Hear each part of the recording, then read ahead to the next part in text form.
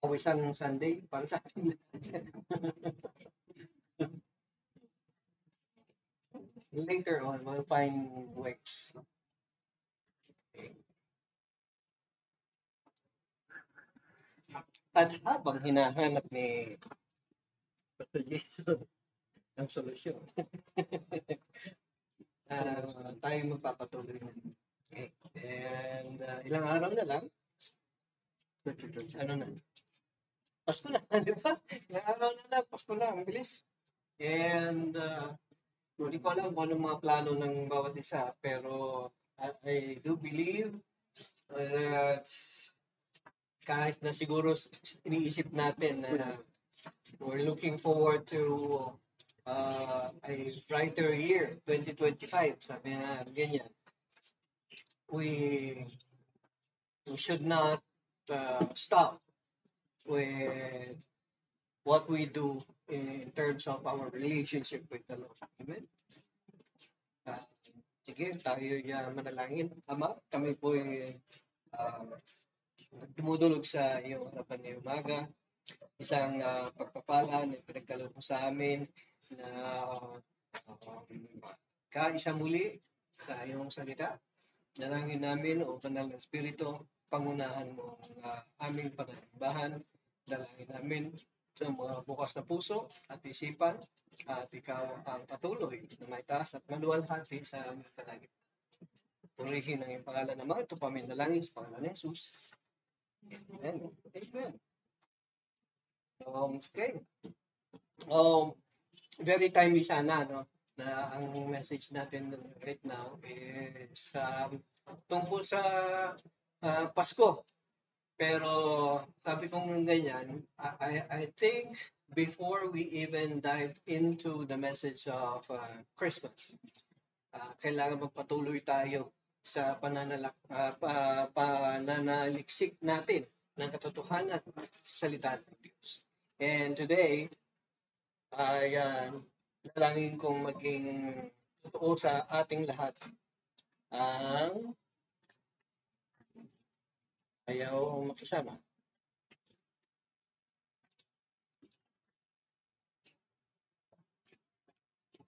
Ayaw din yung yeah. So today's message title is Unraveling the Unseen God.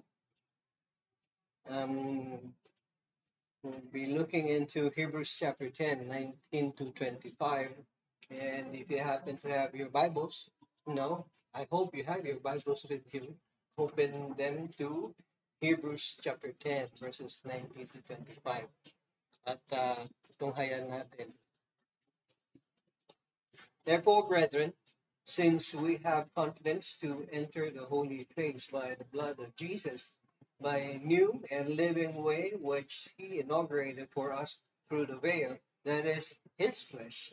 And since we have a great priest over the house of God, let us draw near with a sincere heart in full assurance of faith, having our hearts sprinkled clean with from an evil conscience and our bodies washed with pure water. Let us hold fast the confession of our hope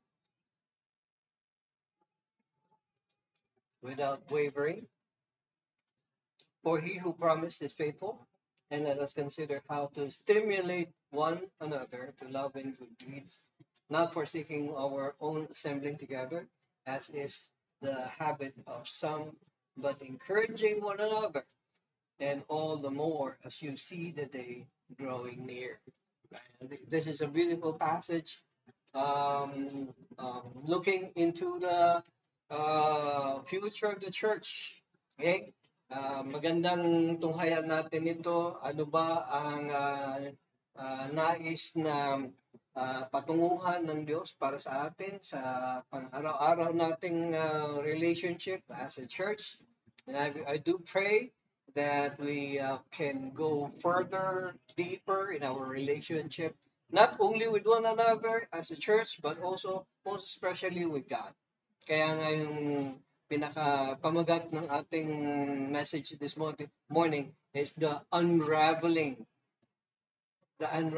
of the unseen God Okay? Kaya maganda, hindi nakikita ang Diyos, di ba? And we do not just speculate, but according to the Word of God, we come to read and know and believe that God is truly existing, that God is truly alive. Amen? Amen? Okay, so, kumusta ang ating, malapit na, ilang araw na lang, di ba, matatapos ng 2024. And within this year, 2024, itong nangyaring year na ito, kumusta yung growth natin spiritually? Honestly, how have we fared? Anybody? Do you think medyo nag-grow ka spiritually right now this year? Or wala, parang nag-stagnate siya? Kasi kailangan nating maging makatotohanan sa ating pag-aaral ng salita ng Diyos. Okay? It is not just merely saying amen. Okay? Na sabihin na, no, hindi bale, nakapag-attend naman ako ng Sunday. Okay, pwede na. Hindi, we need to level up. We need to go deeper in our relationship with God. Now, if circumstances would not allow us to gather as a church together, just like we are doing right now, then find a way. Amen? You find a way on how to grow in your relationship with God. Okay? Kasi doon sa finding out, okay, the way you want to find out and to look further for God, that is what it means by chasing after God, pursuing after God. Okay? Dahil ba si God ay tumatakbo? Dahil ba si God ay napakalayo?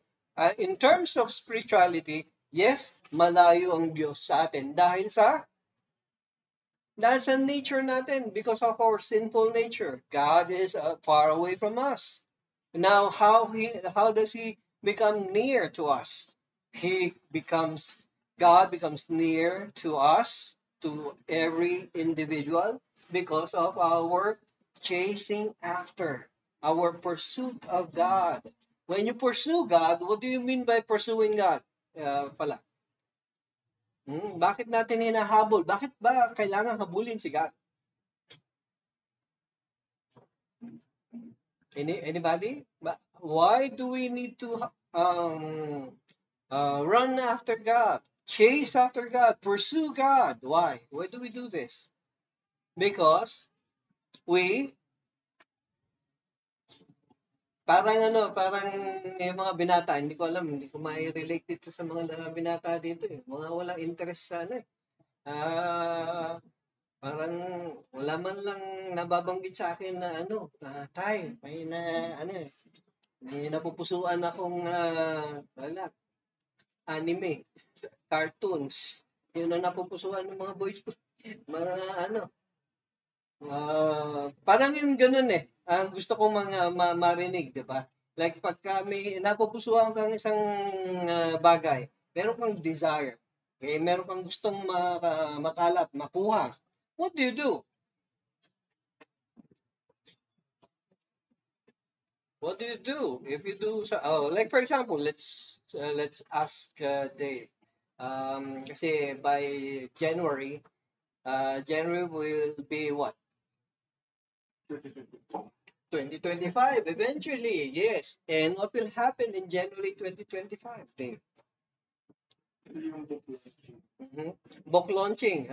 Kailan yan nag-umpisa? Matagal na. So, hindi mo pinursu siya? Hindi mo siya chase after?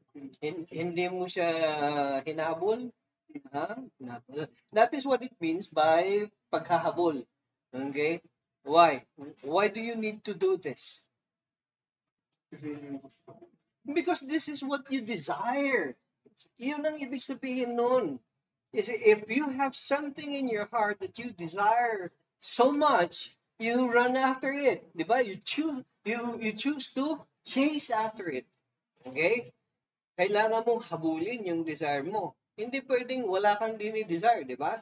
It's also the same with our relationship with God. You want to grow further in your relation, to be more stronger, to more intimate with God. And how does this happen? Paano nangyayari ito? It will only happen when we make our focus, our concentration only unto God. Amen? Oh, ganun din. Pag habang you were pursuing before, di ba? When you were trying to pursue, to accomplish the completion of your book, anong ginagawa mo? Di ba? Dinidesire mo, hinahabol mo. What do you do when you desire something? May mga bagay na, ano, di ba? You are presented in front of you with many things na gagawin, di ba? Pwede ka naman maglaro maghapon, di ba? Pwede ka naman matulog maghapon, di ba? Pwede ka naman mamasyal maghapon, di ba? Pero what did you choose? You choose to pursue the the vision, di ba? Yun din ang gusto nating mangyari sa atin. In our relationship with God, you are actually presented by this world with many options. Kung ano yung dapat mong unahin. Pwede mong unahin yung pakikimarites. Pwede mong unahin yung pag-uukay-ukay. Pwede mong unahin yung mga bagay-bagay na, what do you call this? These are mundane and worldly things. Ang nangyayari, marami sa atin, we call ourselves as Christian, pero iba yung pursuit natin. Iba yung chasing after natin. Iba yung hinahabol ng ating desire. Which is so um, sad. Kasi maraming nagpupunta ng church for the sake of going only to the church. Meaning going to the building itself, but not with the fellowship or not with, communing with God together as an collectively as an organization. Okay? Kaya tunghayan natin na man's heart is preoccupied with mundane, banal, and worldly things. Okay? Pagka sinabi mong mundane, mga bagay na hindi walang importansya. Pag banal, parang boring, cliche. Okay? Pag worldly, things that are according to this world. Ano ba ang gawain? Ano ba ang busy? Paano bang pinagkakaabalahan ng mundo? Ang maging sikat. Tama? Ang maging sikat. Even the mere desire of acquiring things. Like for example, gusto mong maging mayaman. Di ba? Bakit? Bakit gusto mong maging mayaman? Dahil gusto mong maging sikat. Yan, there you go. Yun yung deeper essence, the deeper meaning of why you desire things. In contrast with when you desire God. When you desire God, you will come to that point in time in your spiritual life. Now you will no longer desire yourself, but instead you will desire God. Okay, later on we'll find out why. It is also the most difficult to penetrate. Okay, yung heart. It is the most difficult to penetrate and overcome the heart of man, for it is the easiest place to fortify. Ibig sabihin, kung gusto mong, di ba? Ang marami sa atin sensi. Ano yung sensi? Sensitive, di ba? May narinig na, ano pa naman binabanggit ni pastor mo, kung ako na naman ang binibira nitong pastor na ito. So ano gagawin natin? The heart will automatically close up. It will be fortified. And somehow, mahirap ma-penetrate yung heart. Okay? Kaya ang problema, pagka ang puso natin napaka-sensitive lagi, na parang hindi ba natin pwedeng tanungin yung sarili natin, bakit nabanggit ni pastor yun? Ba't kaya bakit kaya nasabi nung taong ito sa akin yung ganung bagay? What's with me? Ano yung dapat kong ano? Pero wala eh. Bibihira sa atin yan. Bibihira sa atin yung ganyang magtanong. Kasi automatically, pagka meron tayong naririnig, kunwari sa asawa, o mismo sa anak, may mga ganong instances. Mga anak natin mismo, nagsasabi sa atin tayong mga magulang eh, na may pagkakamali pala tayo. They will forwardly, openly say something that you need to stop and look at. Baka naman kailangan mong baguhin yung sarili mo. Pero most of us actually, we say to that circumstance, ba't kaya niya nasabi yun? Parang ako na lang ba lagi ang masama? 'Di ba? May defense mechanism kagad yung puso natin eh. Gusto natin makasalag parang boxing, hindi ka pa umaakyat lang sa ring, hindi ka pa sumasampa sa ring, nakasalag ka na agad. Sumasalag-salag ka na. Ah, defensive tayo masyado. Okay? But we need to stop later and then yung pagka may narinig tayo mga ganung bagay, stop and then you ask yourself, um, ano kaya ang significance ng sinabi ng taong to sa akin, sa person? Okay? Kasi you need to understand, lalong-lalo na sa ating mga Kristiyano, every one of us is an instrument, a messenger from God for another person. Amen? Like for example, kung ikaw ay Kristiyano, Ramon, kung ikaw ay Kristiyano ka ba? Maybe, perhaps. Huh? If you are a Christian, if you are a follower of Christ, and I am a follower of Christ, and I see that I need to say something for you, for your benefit, I would say it. Not because I just feel it, but because I know it is right, and this is also right from the Word of God. Okay? So sasabihin ko yun, all you have to do is take it openly and ask God, what is the revelation? Okay? Hindi ako nag-o-open ng bibig ko at magsasabi ako ng isang bagay na totoo tungkol sa iyo na dahil lang sa gusto kitang saktan. No, it doesn't work that way. We are all Christians, tayo ngayon dito sa lugar na ito, and I want to be honest and open to you na baka pwedeng makatulong sa iyo spiritually. Amen? Kaya kailangan maging wise tayo pagdating sa pakikinig natin ng mga mensahe na dinudulog ng mga tao. Amen? Okay? Next, sabi niya rito, it is only with the Word of God that the heart becomes obedient and right. Kaya alam natin, pagka nakarinig tayo ng salita ng Diyos, then we know that we need to be obedient, we need to be right. In gospel sharing, accepting and receiving, ikuha mo na ako, Asep.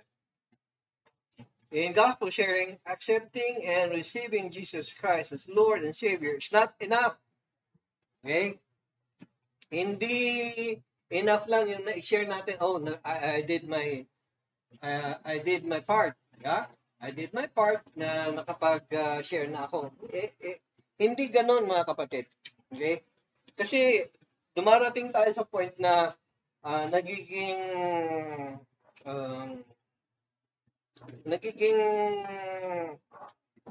parang mechanical na lang sa atin ang sharing ng gospel. Okay? But kailangan maintindihan natin, lalong-lalo na sa atin mga naghahayag ng magandang balita. When we share the gospel, make sure that when you share the gospel is understood as being right with God. Okay? It is not just God being, giving you the good news. Okay? Yes, that is true. The good news is there is salvation in Christ Jesus, our Lord, our Savior. Tama? But you need to understand that it is not just being, it's not just Him being our Lord and Savior. You need also to understand na You have to be right with God. And how do we become right with God? Bakit kailangan maging right? Bakit kailangan maging tama ako kay God? Anong magandang tanong doon? Anong susunod na tanong doon? Bakit kailangan kong maging right kay God? Mali ba ako? Di ba? It's the logic of things. Bakit kailangan maging tama ako kay God? Mali ba ako sa Kanya? Sino ang mali kay God dito? Pakitaas ang kamay. Yes. Lahat tayo mali kay God. Tama? Bakit? Dahil sa kasalanan. Dahil sa sin, dahil sa kasalanan, tayong lahat ay hindi matuwid sa Diyos. Tama? Then we need to be right with Him. So you need to understand that the gospel presentation is not just merely saying God, Jesus Christ is our salvation. Okay? Para maintindihan ng isang tao kung ano ang kaligtasan, kailangan niya malaman saan siya inililigtas. Tama? Inililigtas siya sa kanyang mga kasalanan. Na siyang magbubulit sa kanya, magdadala sa kanya sa dagat-dagatan. And no one, maraming mga Kristiyano, they still do not know, after so many years of being Christian, okay, hindi pa rin nila natutunghayan at naunawaan na ganun pala. Kailangan pala na lang maging tama sa Diyos. And mamamatay na't lahat. Okay? Huhugutin na yung huling hininga, hindi pa rin nagkaroon ng pagkakataon na magsisi sa kanyang mga kasalanan. Nakakalungkot yun, mga kapatid. And so, in the process of repentance, there must be a rending, the ripping and the rupturing of the veil that we so delicately placed over our hearts that hides the face of God from us, and this veil is called the self. The me, the myself, and the mine. Yan, yung ako at ako pa rin. Yung self, yan ang problema natin.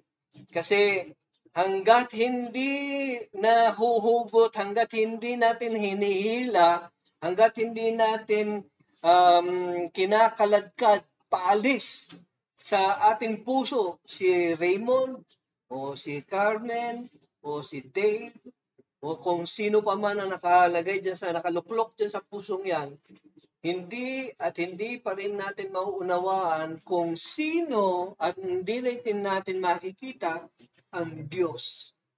You want to see God? You want to see God? Take away, grab hold of yourself who is seated comfortably in your heart right now and drag Him away. Drag Him away. Drag yourself away from your heart. Because your heart, in there, that heart of yours, God should be seated. Amen? God should be seated. Kaya ang nakakalungkot, hindi maintindihan ng iba kung bakit hindi pa rin sila nakakatawid, hindi pa nagkakaroon ng revelation sa kanila ang Diyos. Until today, they still do not understand the Word of God. Yun ang nakakalungkot. There are several veils.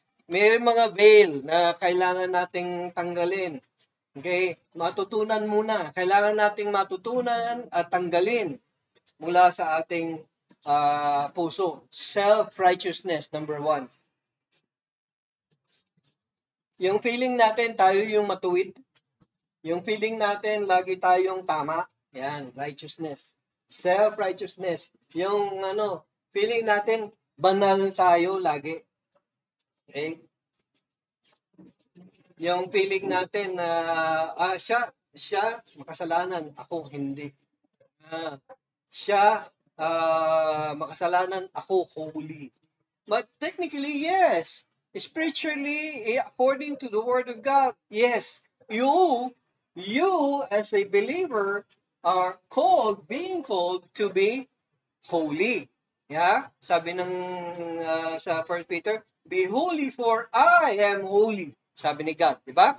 Pero hindi nangyayari yun sa karamihan dahil feeling na nila holy sila on their own terms, by their own hands, by their own accord, by their own work. Okay? Dahil sa ginawa nilang matuwid na bagay, sa tingin nila sila na yung matuwid. Next, self-pity. Yan. Mali yan ha. Self-pity. Yung lagi nating kinaawaan yung sarili natin. Yung lagi ka, feeling mo, lagi ka nang pinagbubuntunan ng mundo, ng mga bagay. Ako na lang lagi. Ako na lang lagi. Yan. Self-pity. Hindi. You need to understand that you have Christ Jesus with you. Amen? So you ought to be victorious in life. Di ba?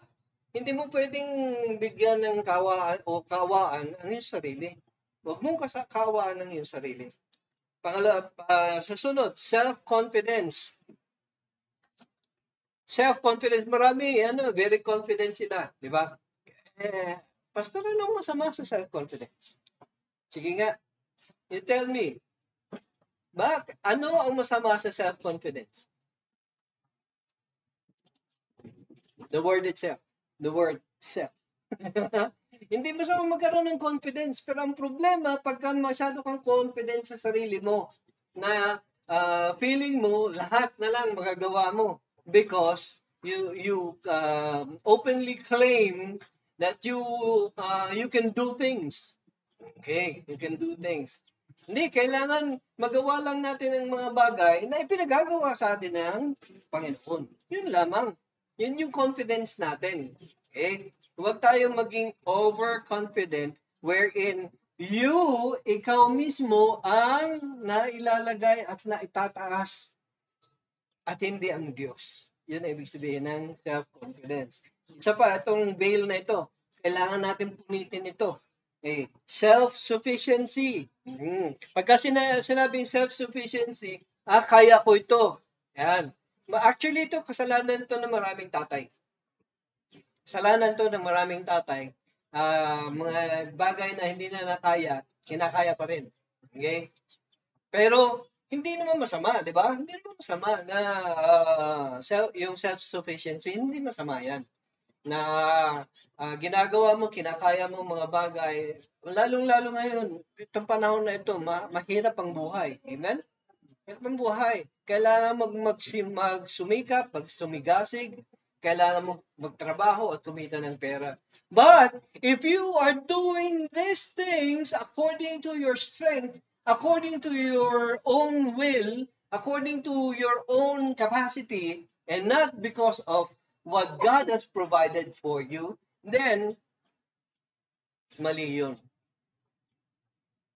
We are given adequately, not just adequately, but talagang marami.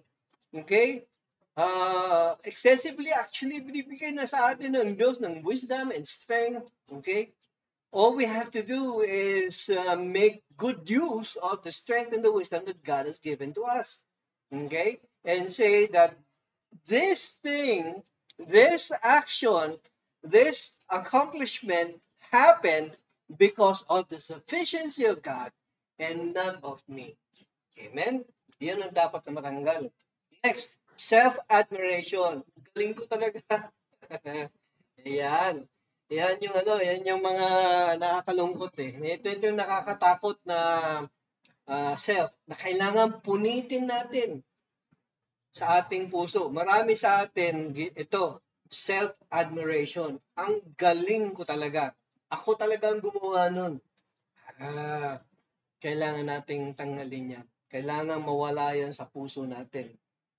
Tanungin mo yung katabi mo, tinanggal mo na ba? Oo, dapat matanggal yan mga kapatid. Ano pang isa? Yung self-love. Masama bang mahalin ang ating sarili? Yan, tanong. Masama bang mahalin ang aking sarili? No, hindi naman, di ba? Pero ang problema, kung lahat na lang, kaya ka yumaman dahil sa sobrang pagmamahal mo sa iyong sarili. Okay? To the point na nandadaya ka na ng kapwa mo, nanggogoyo ka na ng mga tao. Okay. Magaling kang scammer, natuloy ka pa namang born again. Pero scammer ka. Okay? Self-love. Okay? Yung pinapamper mo yung sarili mo, everything that is good, gusto mo. Kasi you have that idea, you have that wrong idea na sinasabi nila, dahil anak ka ng Diyos, dapat lahat ng bagay na maganda, lahat ng bagay na okay, nasa sayo. I-claim mo. Yan, yung sinasabi nila, i-claim mo. No, you don't do that. You cannot do that. Okay? Hindi mo pwedeng i-claim. What you can only claim is that the things that God has declared. Okay? Yung mga ibinigay niya. Okay? Ngayon, if God chose to give you cancer, to give you sickness, to give you death, that, my friend, is one thing that you need to claim. Okay? With all of your heart. Okay? Yung self-love, pwede nating mahalin ang ating mga sarili sa pamamagitan ng pag-ibig na binigay ni Kristo Jesus sa atin. Other than that, that is wrong. Okay? Self-promotion. Yan. Parang yung self-promotion, parang self-admiration. Yung lagi mo na lang ibinida. Yung kakayahan mo, yung gagawin mo, yung nagawa mo. Yan. Self-admiration, self-promotion. Okay? Hindi naman masama. Okay? Pero tignan mo rin kung hanggang saan yung level ng talagang ibinigay sa iyo. Okay? Huwag mong masyadong, kuminsan, yung very overconfident na tayo na parang feeling mo, ikaw na lang ang anak ng Diyos. Okay? At yun na lang, promote mo na lang ng promote yung sarili mo. Next, egotism. Egotism and exhibitionism. Egotism is something to do with a combination of self-admiration and self-promotion. Yung ego mo, lagi ka, ito yung mga taong sensitive. Konting kibot, feeling nila sila yung nasasaktan lagi. Okay. Yung exhibitionism, yung lagi na lang hindi mo na they need not say anything. Hindi na nila kailangan magsabi ng ano pa man, pero ipinakikita nila by their actions, okay, how they walk, how they live their lives, they exhibit their own goodness. Exhibitionism. Okay? And with what they do, they feel great with it. Masaya sila sa ginagawa nila. Okay? All of these things that are mentioned in front of you, they all need rendering. They all need to be ruptured. They need to be ripped apart. Kasi ang lahat ng mga ito, itong nabanggit natin na yan nakikita niyo sa screen niyo, all of those are veils. O ano ba sa Tagalog ang veil? Veil? Anyone? Sino yung mga Tagalog dito? Ano ibig sabihin ng veil? Ganyan. Tabing. Di ba? May tabing. Ganon din ang ating mga puso, mga kapatid. Kaya hindi natin masaksihan. Kaya hindi natin makita ang Diyos na buhay dahil may tabing ang ating puso. Itong mga tabing na ito ang siyang nagtatago sa Diyos na buhay. Ay hindi natin ma-experience, hindi natin ma-enjoy ang Diyos dahil dito sa mga tabing na ito. We need to remove all those veils so that God, Jesus Christ, should be seen by those who say and profess that they are Christians. Amen? Amen. So this veil whole self is made of living spiritual tissue and is sensitive to touch and feels pain. Totoo ito mga kapatid. Lalong-lalo na if you're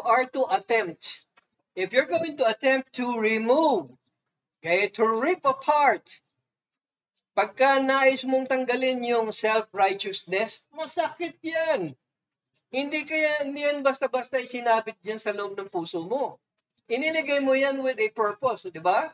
And what is the purpose? Para bida ka. Tama? Ngayon, pagka tatanggalin mo yung self-righteousness, ano mangyayari? Hindi ka na bida.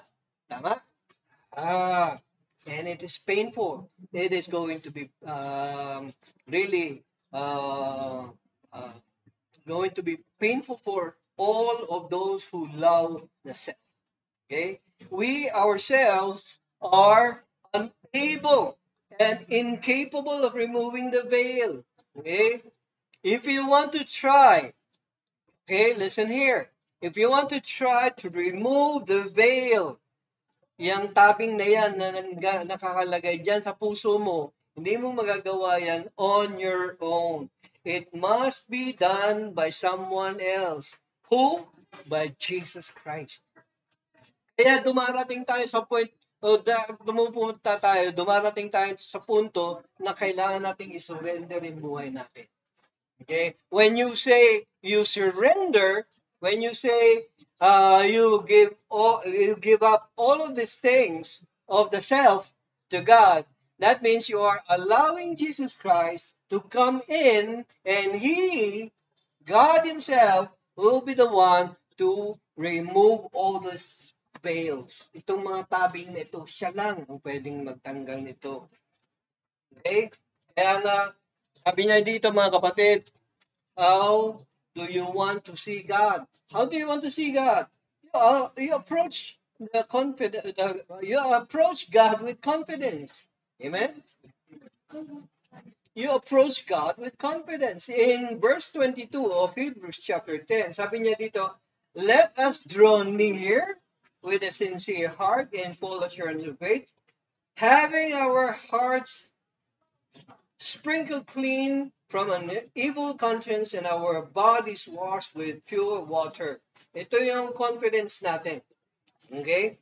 Let's look at Ephesians chapter 3, verse 12. Sabi niya riyan, in whom we have boldness and confident access through faith in Him.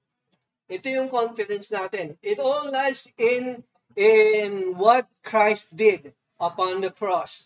And in James chapter 1, verse 6, sabi dito, but he must ask in faith. You, ako, tayo, we must ask in faith without any doubting. Okay? Pagka may hiningi ka kay God, tanggalin mo yung sa prayer mo. Pagka nanalangin ka, tanggalin mo sa prayer mo yung sana. Sana Lord, sana ganito, sana ganyan. Ito yung spiritual claim mo because of your relationship with Jesus Christ. Ini-claim mo ito, ginagawa mo ito between you and Jesus Christ. Okay, wala na dapat doubts. Now, don't get me wrong, okay? Nito, kinontra naman ni pastor yung sinabi niya. Sabi niya, hindi pwedeng magka-claim. Well, meron yung kasing maling claiming. Yung may nadaanan ka lang BMW dyan sa kalsada. Tapos dahil gusto mo ng BMW na pula, tama-tama, tsamba. May nakaparada sa kalsadang BMW na pula. Anong ginawa mo? Sabi kasi ni pastor claim. Nilay hands mo kagad yung BMW. In Jesus' name, kamo. Kapatid, mali yun. Okay? Paano naman yung may-ari nun? Anong gagawin niya? Pakakawalan niya yung BMW yung pula dahil sa claim mo. That is wrong. That is a distorted understanding of claiming something from God. Okay? You want to claim something from God, it's between you and God alone. Meron kayong pag-uusap na dalawa. Okay? But he must ask in faith without any doubting, for the one who doubts is like the surf of the sea, driven and tossed by the wind. Approach with confidence in Christ. So, ibig sabihin mga kapatid, yung paglapit natin sa Diyos, okay? The moment you come and approach God, you approach God with confidence. Okay? Ano yung confidence mo? Ano dapat yung confidence mo? You are confident to approach God na ikaw ay tatanggapin ng Diyos dahil sa ginawa ni Kristo. Hindi yung ginawa mo, ha? Yan. Kaya doon pa lamang, napupunit na yung veil o yung tabing ng self-righteousness. Okay? Hindi ikaw ang dapat na makita, kundi si Kristo ang dapat na makita sa iyong buhay. That is why we approach God in all confidence because of Jesus Christ.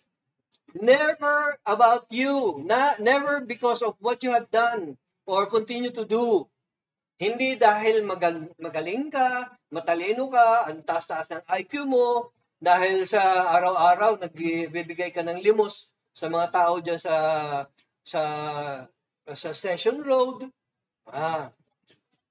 Hindi dahil sa magaling ka, kaya may confidence kang lumapit kay Kristo. It's never about you. It's all about Christ. Amen? So we approach God because of Jesus Christ. Amen?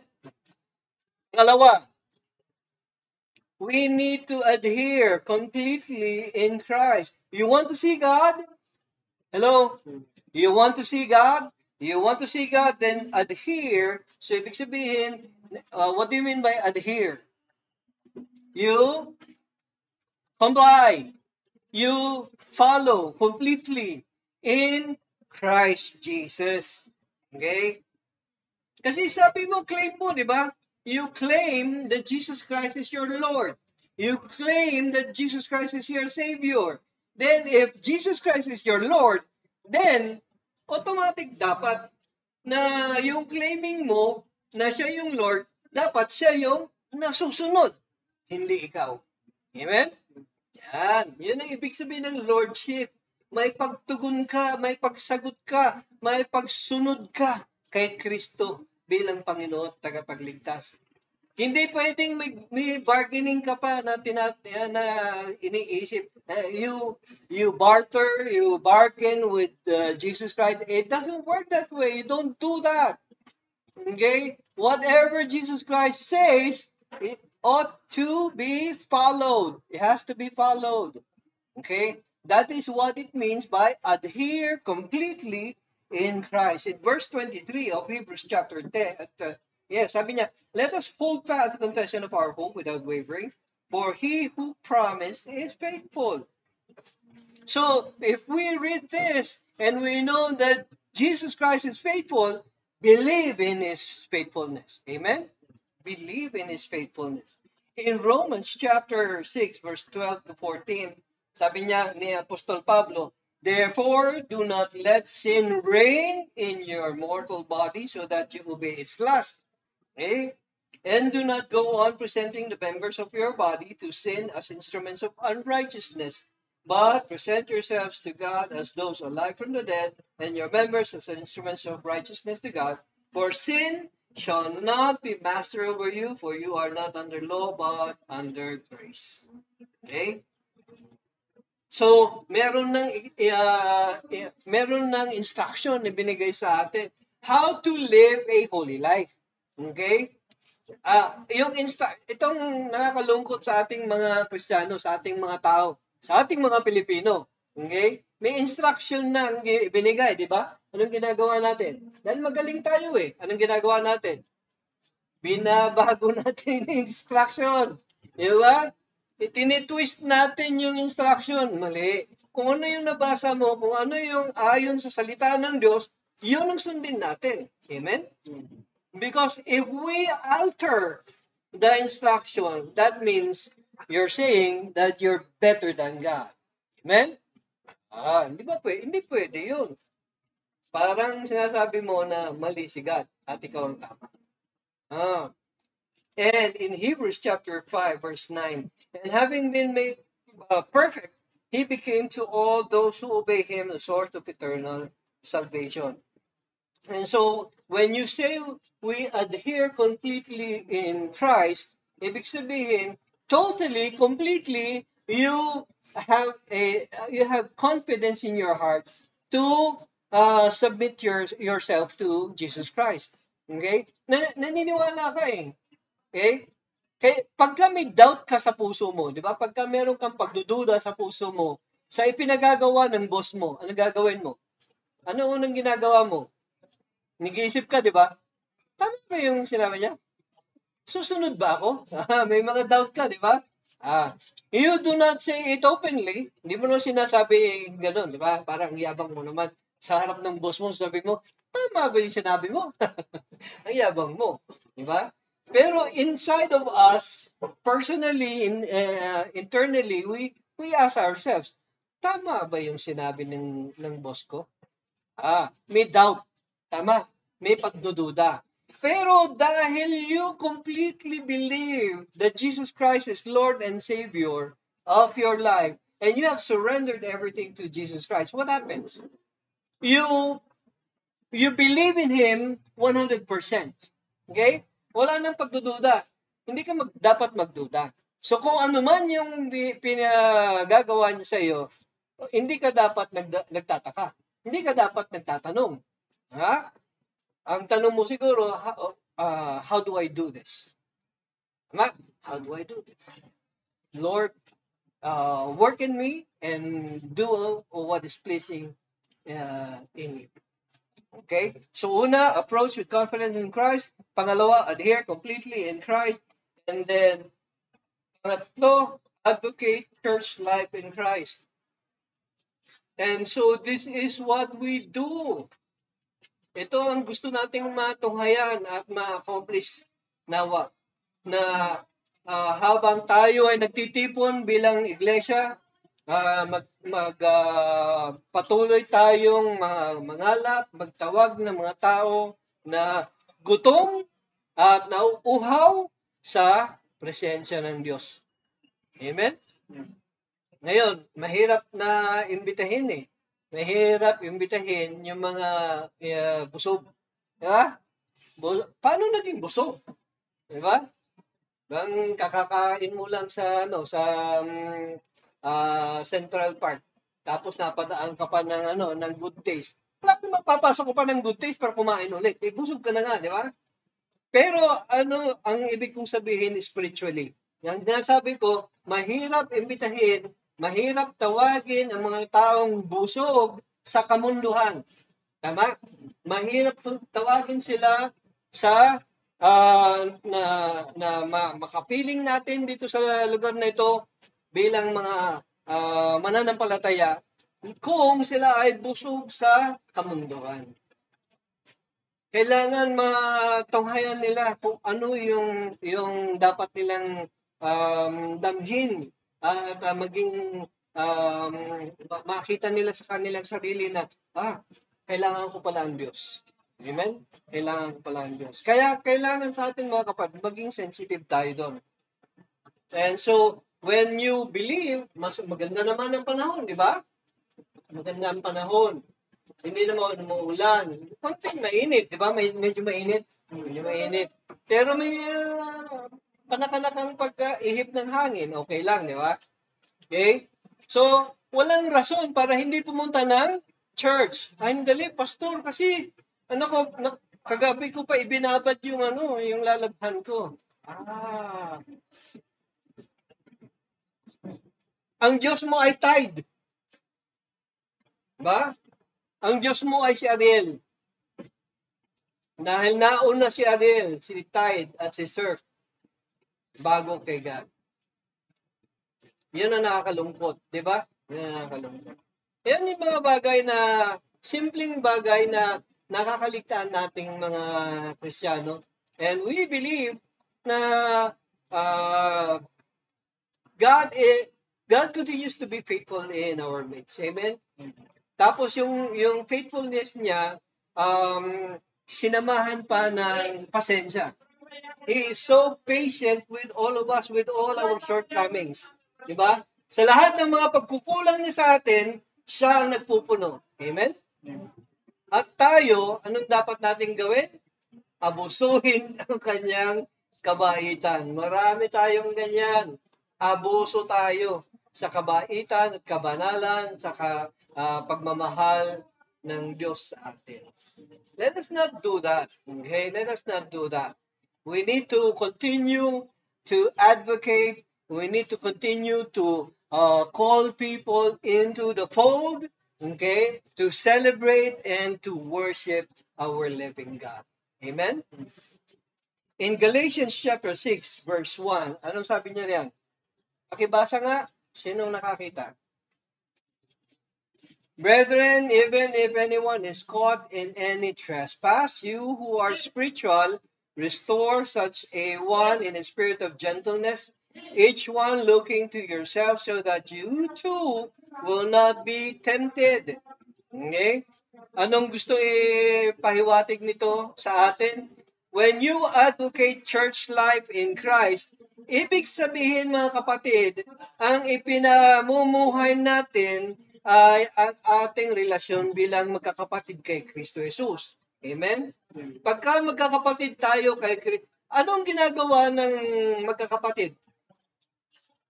Ano ba ang ginagawa ng magkakapatid? Nag-aaway. Patay tayo dyan. Nag-aaway daw. Yan. Nagtatampuhan. Nag-aasaran. Yan. Nagkukupitan ng pagkain. Hindi ba, anong turo sa atin ng mga magulang natin? Ang magkakapatid ay dapat, nagtutulungan, nagmamahalan, they care for one another. Kaya ang ganda ng salitang kapatid sa or sibling sa wikang Tagalog. Sa English, sibling, sabi niya, magkakapatid yan, di ba? Pero sa Tagalog, ang ganda ng word na kapatid, di ba? Anong root word ng kapatid? Kaya, yung mga Tagalog, yung mga Batanggenyo rito. May mga kilala kong Batanggenyo dyan sa likod eh. Ano ibig sabihin, ano ang root word ng kapatid? Ang root word ng kapatid ay patid. Patid. Okay? Kaya sinabing magkapatid, kapatid kita sa pusod. Iisa yung pusod nating lahat. Magkakapatid tayo. Magkakaputol tayo ng pusod. Kaya sa Ilocano, ano sabi niya? Agkakabagis. Sabi niya yan, di ba? Mas maganda sa Ilocano. Agkakabagis. Kasi mas maliwanag yung sinabi niya, di ba? Pagka sinabi magkakabagis, isang bagis lang ang pinanggalingan natin. So pagka sinabi, going back to the word brothers and sisters in the Lord or siblings, okay? Ano ibig sabihin ng magkakapatid? Kung ano yung masakit o kung ano yung kulang sa kapatid mo, punuan mo. Okay? Kung napapariwara yung kapatid mo, anong gagawin mo? Bahala siya sa buhay niya. Matanda na yan eh. Mali yun. Yung sabi nila buntot mo, hila mo. Mali yun. We need to be advocating life in Christ, the church in Christ. Pagka sinabing advocate, pinamumuhay natin ang pagiging tunay na magkakapatid kay Kristo. Amen? Kaya nakakalungkot yung magkakapatid tayo. Sabi natin, magkakapatid tayo kay Kristo, di ba? Tapos meron tayong kapatid na mamayang gabi matutulog na gutom. Matutulog na hindi kumain. Yung anak niya hindi rin kumain. Nakakalungkot yun. And this is why I call upon the church, I call upon you to say to me, sabihin maging open kayo sa amin, sa pastoral. Sabihin niyo, Pastor, kulang kami ng ganito. Okay? Kulang kami ng ganito, kulang kami ng ganyan. Baka pwedeng ipag-pray ninyo kami. We can pray for you. And more than that, we can even help you. Okay? We can even help you. Pero unahin natin, you share first your burden to the church. Okay? Share your burden to the church and we will go to God in prayer and ask God who is our provider. Amen? Huwag niyong suluhin. Huwag niyo suluhin yung problema niyo. In 1 Thessalonians chapter 5, verse 11, therefore, encourage one another and build up one another. Yan. Bibuild up natin ang isa't isa. Okay? Just as you also are doing, sabi ni Apostol Pablo. Kasi according to the Apostle Paul, in this letter, he saw from the Thessalonian church that they were already being encouraged, an encouragement to one another. Kaya sabi niya, sige tuloy lang ninyo yung being an encourager to one another. And so this is the call of God for us also. In this church, we need to encourage one another. Okay? We need to encourage one another. In Hebrews chapter 13, verse 1, ano sabi niya sa Hebrews 13:1? Let love of the brethren continue. Yung pag-ibig natin sa isa't isa, kailangan manatili at magpatuloy. In 1 Timothy chapter 6, verse 18, instruct them to do good, to be rich in good works, to be generous and ready to share. Yun ang ibig sabihin ng iglesia. Yun ang ibig sabihin ng church. Okay? Saan ang punta mo? Sabi niya, linggo, di ba? O saan ang punta mo? Church. We do not go to the building. Nasabi natin, yun yung church. No, that's just a building. We go to this church, the living organization, where people who love Jesus Christ gather together to worship God. Ito ang church. Okay? Pagka pumunta ka dyan sa kabila, mamaya-maya pa lang, mga 11 or 10:30, dyan, mag-gather din sila. Gusto mo pa ulit? Pumunta ka dun. Diba? Yeah, we need to promote each other's church. Okay? Those who love the Word of God. Amen? Do you love the Word of God? Amen. So, kung kinulang ka sa mga sinabi ni Pastor, pwede ka pumunta doon sa ibang church. Okay? But this is what am I saying here? You ought to desire the true Word of God amongst true believers. Okay? Amongst true believers. In 1 John chapter 3 verse 18, little children, sabi ni Apostol Juan, kasi ang turing niya sa church niya noon, mga believers noon, they were his children, his own. Yun ang turing niya. Parang ako rin, mga kapatid, ang turing ko sa inyong lahat ay mga anak ko kay Kristo Jesus. Amen. Kahit man ng tatay ko. Little children, let us not love with word. Yan. Ito ang iwasan natin. Yung I love you, pero maya-maya, nuknukan ka ng chismoso na pinangangalandakan mo, kung kani-kanino mo sinasabi yung problema nung brother mo kay Kristo. That is wrong. That is wrong. When we say we love one another, say it not just with words, but in deed and truth. Sa gawa at sa katotohanan, sabi ng magandang balita. Okay? Hindi lang sa yung merong ganun kumusta ka, di ba? Pagka tinanong ka, kumusta ka? Mabuti, pero labas sa ilong yung mabuti. Ayan. Para lang ayaw lang niya ng discussion. Pero sa totoo lang, hindi siya mabuti. Okay? Para wag ka lang magtanong, sinabi lang niya na mabuti. Okay? Kaya nga kailangan we need to be very open with one another, tayo bilang magkakapatid kay Kristo. When we love each other, we mean it. Okay? Kailangan mahalin natin, ibigin natin ng isa't isa dahil tayo ay magkakapatid kay Kristo Jesus. Amen? And so there you go, mga kapatid. How to see God? You want to see God? First, you need to approach with confidence in Christ, and then adhere completely in Christ, and then advocate Christ in our church life. In conclusion, chasing after God is not a one-time occurrence that makes a person right with God. Akala mo nung you sought for God one time, ganun na lang yun at yun na yun. Hindi. It has to continue. Diba? It has to continue. Parang yung mga binata dito, nanliligaw. Kunwari nanliligaw ka. Anong gagawin mo? Dahil ba umakyat ka ng ligaw ka nung Mayo?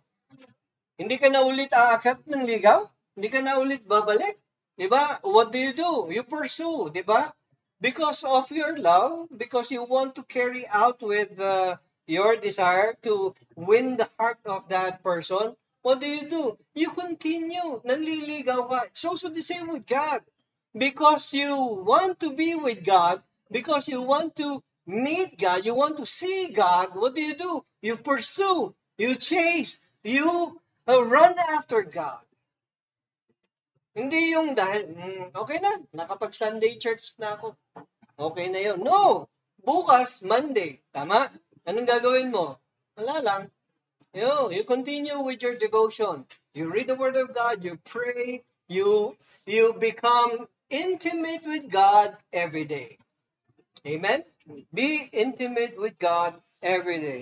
The daily life of a believer starts and ends with a hungry chase that satisfies and craves for more of God.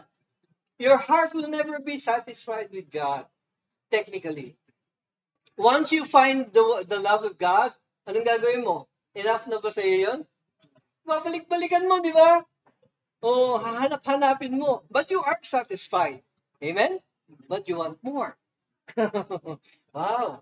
Parang contrasting, pero that's true. Because of your desire to be with God, you want more of God. Amen? And so be hungry for God's all-sufficient grace and mercy and love. Amen? Let us pray. Father, I thank you for your word. Father, it is truly the desire of our hearts to see you. Though I know in reality we will not see you personally up front. But hearing your word, being in the church with true brothers and sisters in Christ Jesus, being filled by the Holy Spirit is enough to say that we have seen God. And so I pray, Father, continue to build intimacy in our hearts, not only for our intimacy with your word, but also we want to grow intimately with you, and we want to be growing intimately with one another as brothers and sisters in the faith. Father, let your name be praised. In Jesus' name I pray. Amen. Amen. Amen. God bless us all.